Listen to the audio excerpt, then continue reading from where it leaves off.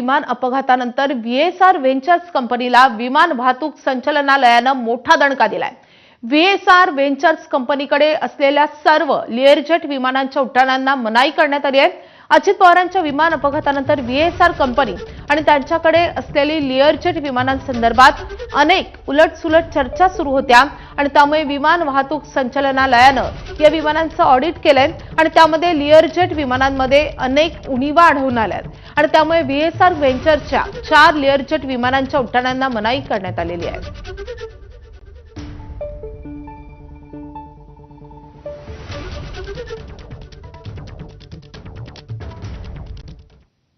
तर अजित पवार यांच्या विमान अपघातानंतर या सगळ्या प्रकरणी जोरदार आरोप प्रत्यारोप करणाऱ्या रोहित पवारांनी डीजीसीएच्या या कारवाई संदर्भात नेमकं काय म्हटलेलं आहे आपण पाहूयात त्यांची पोस्ट। व्हीएसआर कंपनी कुठलेही नियम फॉलो करत नाही।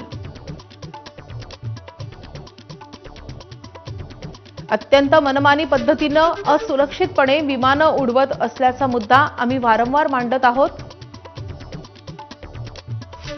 आज डीजीसीएनं त्याच मुद्द्यावर व्हीएसआरच्या 4 विमानांना उड्डाण बंदी केली आहे।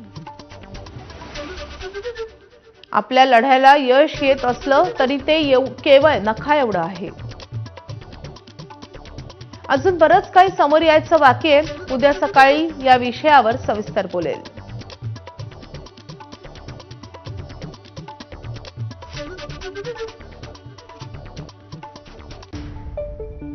तर रोहित पवार आज या संदर्भात काय नवे आरोप करतात हे पाहणं महत्त्वाचं असणार आहे। तर व्हीएसआर व्हेंचर्सच्या सर्व लिअरजेट विमानांच्या उड्डाणावर बंदी घालण्यात आलेली आहे। डीजीसीएनं अजित पवार यांच्या अपघातानंतर हा सगळ्यात मोठा निर्णय घेतलेला आहे। या संदर्भात मोठे आरोप प्रत्यारोप होत होते, खास करून रोहित पवार यावर सवाल उपस्थित करत होते आणि त्यानंतर आता डीजीसीएनं ही मोठी कारवाई केली आहे।